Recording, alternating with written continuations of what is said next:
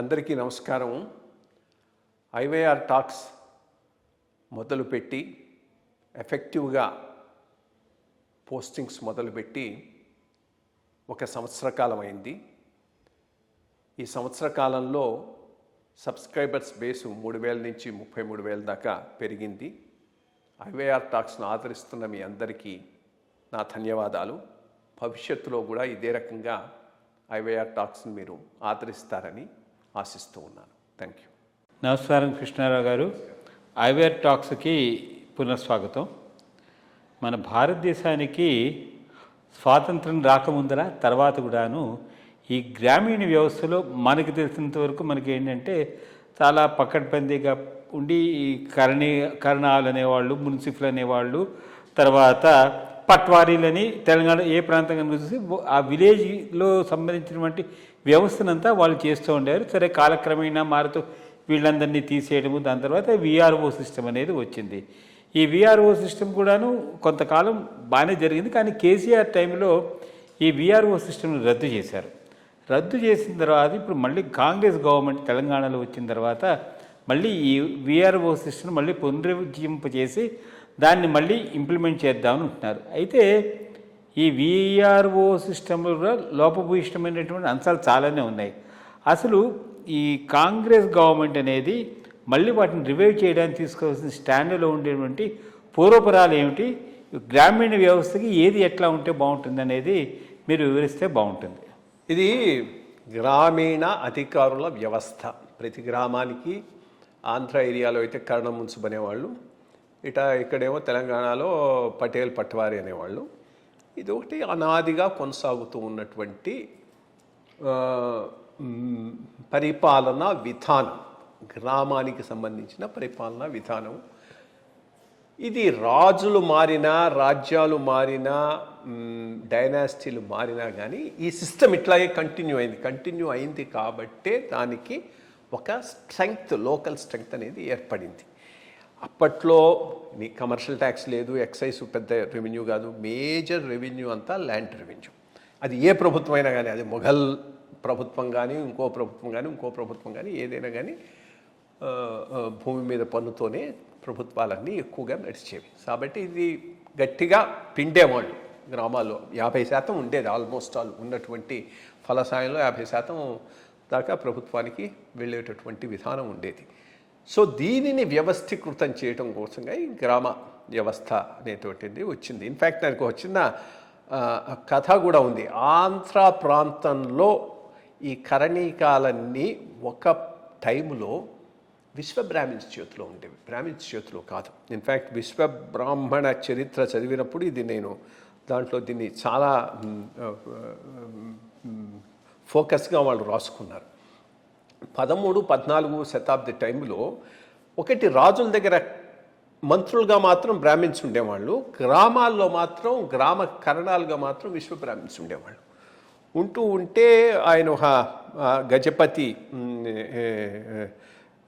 రాజుకు మంత్రిగా ఉన్న ఆయన తిరుపతి పోయి తిరిగి వచ్చేటప్పుడు దోవలో ఒక చోట వాళ్ళ తండ్రి ఆబ్దికమో తల్లి ఆబ్దికమో పెట్టాల్సి ఉంటే అరేంజ్మెంట్ చేయమని విలేజ్ కరణంకు చెబితే వాడు చేయలేదట.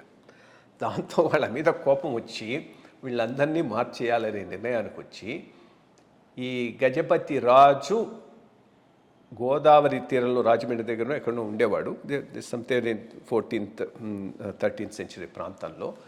చంద్రగ్రహణం రోజు ఆయన స్నానం చేసి తిరిగి వచ్చే టైంలో పక్కన ఎవరు లేకుండా చూసి తనే పోయి ఒక వరం అడిగాడు. ఆయన నీ రాజముద్ర నాకు ఒక రోజు ఇవ్వాలి అని ఒప్పుకున్నాడు. ఆయన ఆ టైంలో దానం ఏదైనా ఇవ్వాలని అంటే ఇంకా దాన్ని ఇచ్చేసేది. ఇతను ఏం చేశాడు, ఇతని శాఖకు సంబంధించిన వాళ్ళను పెట్టి ఒక్కొక్క గ్రామాన్ని ఒక్కొక్కటి కర్ణంగా పెట్టేసి విశ్వబ్రాహ్మణ్స్ అందరినీ తీసేశాడు. అట్లా 6,000 ముద్రలు ఆ రోజు అతను ఇవ్వగలిగాట. అందుకనే అది ఒక సెక్ట్గా కింద కూడా వచ్చేసింది. 6,000 నియోగులు అనేటటువంటి పదానికి కూడా కారణం అదని చెప్తారు. చేసేటప్పుడు చివరికి 2-3 గ్రామాలు మిగిలిపోయినాయి, చిన్నగంజాం ఒకటి ఇంకోటి ఏదో చెప్పారు. అక్కడ మాత్రం విశ్వబ్రాహ్మిన్సే కంటిన్యూ అయినారు. ఇది కర్ణాలకు. సరే మున్సిపల్ వరకు మాత్రం పట్వారీ కానీ ఇక్కడ పటేల్ కానీ అక్కడ మున్సిపల్ కానీ మోతుబరి రైతు ఎవరు ఉంటే వాళ్ళు ఉండేవాళ్ళు. ఈ సిస్టమ్ సరే కారణాలు ఏమైనా ఆయనకున్న ప్రిజుడిస్ ఏదైనా కానీ ఎఫెక్టివ్గా ఫంక్షన్ చేస్తున్న కాస్ట్ ఎఫెక్టివ్ సిస్టమ్ను పూర్తిగా అబాలిష్ చేసి వాళ్ళకు పిటెన్స్ ఒక్కోడికి 5,000 3,000 ఇచ్చి పంపించేశాడు ఎన్టీ రామారావు గారు. అది అయిన తర్వాత అట్లీస్ట్ విలేజ్ లెవెల్లో ఒక సిస్టమ్ ఉండాలని village revenue officer, village revenue assistants అనే సిస్టమ్ని ఏర్పాటు చేయడం జరిగింది.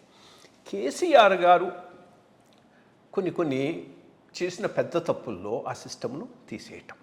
ఆయన ఏంది, వీళ్ళు సమస్యలు క్రియేట్ చేస్తారు, నిజమే సమస్యలు క్రియేట్ చేస్తూ ఉంటే చేయకుండా చూసుకోవడానికి ఇంత వ్యవస్థ ఉంది కదా, CCLA, collector, RDO, tahsildar, revenue inspector, ఆ చివరిలో వాడు.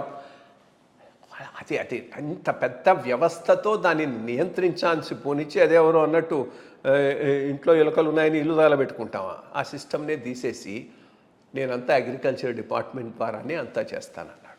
మొత్తం ఫెయిల్యూర్. ఈ లోపల ధరణి ద్వారా కాన్సన్ట్రేషన్ ఒకటి, ఈ డీసెంట్రలైజ్డ్గా ఉన్న సిస్టమ్ను తీసేశాడు, కాన్సన్ట్రేషన్ ఆఫ్ రెవెన్యూ రికార్డ్స్ తీసుకొచ్చాడు. దాంతో అంతా అస్తవ్యస్తం అయిపోయింది. బట్ కొన్ని మంచి పనులు చేశాడు. లైక్ అంతకుముందు ఏంది, రిజిస్ట్రేషన్ ఒక చోట ఉండేది అగ్రికల్చర్ ల్యాండ్కు, మ్యూటేషన్ ఇంకో చోట ఉండేది. మ్యూటేషన్ రెవెన్యూ చేసేవాడు, రిజిస్ట్రేషన్ డిపార్ట్మెంట్ చేసేవాడు. సాధారణంగా ప్రజలకు ఏం తెలుస్తుంది, రిజిస్ట్రేషన్ అయిపోగానే నాకు వచ్చేసింది భూమి అనుకొని వెళ్ళిపోయేవాళ్ళు. మ్యూటేషన్ చేయించుకోవాలనేది కూడా తెలిసేది కాదు. అది చేయకపోతే రెవెన్యూ రికార్డులో పాతవాడి పేరే ఉండేది. ఇది చాలా సమస్యలు సృష్టిస్తూ ఉండేవి. తహసీల్దార్లను రిజిస్ట్రేషన్ ఆఫీసర్లుగా చేయడం ద్వారా అతను పెద్ద సులభతరమైన పెద్ద మార్పు తీసుకొచ్చాడు కేసీఆర్, దాంట్లో ఏమి డౌట్ లేదు.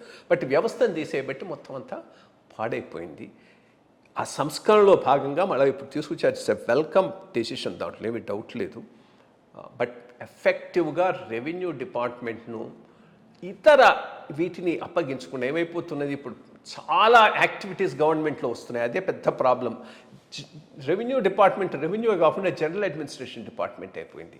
ప్రతి ఎమ్మెల్యే వచ్చినవాడు he expects the tahsildar to follow, minister he expects the tahsildar to follow. వీళ్ళ పనులు చేసుకోవడానికి వాళ్ళకు సమయం ఇవ్వటంలే. సమయం ఇచ్చి ల్యాండ్ రికార్డ్స్ని సక్రమంగా చేసి ఒక మంచి స్ట్రాంగ్ ఎఫెక్టివ్ ఆఫీసర్స్ని కనుక వేయగలిగితే సిస్టమ్ తప్పకుండా బాగా రన్ అవుతుంది. బట్ దానికి అవసరం ఏంటంటే పునాది రాయి చాలా చాలా అవసరం. సో ఇది రివైవ్ చేయడం కాంగ్రెస్ వాళ్ళు మంచి పని చేశారు. ఐ హోప్ దాని మీద మంచి బిల్డప్ కూడా రెవెన్యూ సైడ్ తీసుకొస్తారని ఆశిద్దాం. అంటే మళ్ళీ పారదర్శకంగా గ్రామీణ వ్యవస్థలో అన్నీ చక్కగా ఉండేటట్టు తీసుకురావడం. నమస్కారం అండి, మంచి విషయం చెప్పారు.